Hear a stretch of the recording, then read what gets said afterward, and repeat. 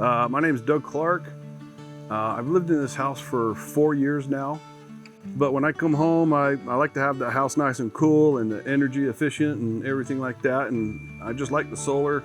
And now we got the battery backup, which I think is really, really awesome. And the power's gone out twice since we've had this. We've only had it a few months, but it's been out twice and I didn't even know the power is out. The stuff that we have dedicated with the battery backup, everything was running, the fridge was running, the fan was running. I have a pond out back here and I have that as one of them, and it was still running. My neighbor called me, asking me if the power is out, and I said, I don't think so, but went downstairs and sure enough it was out, but I had no clue at all. So everything ran perfectly as far as that went. So, I'm real happy with them. Communication is really good with you guys too. You guys seem to communicate pretty well, which is kind of a shocker for me. People actually doing their jobs, I actually like that. So.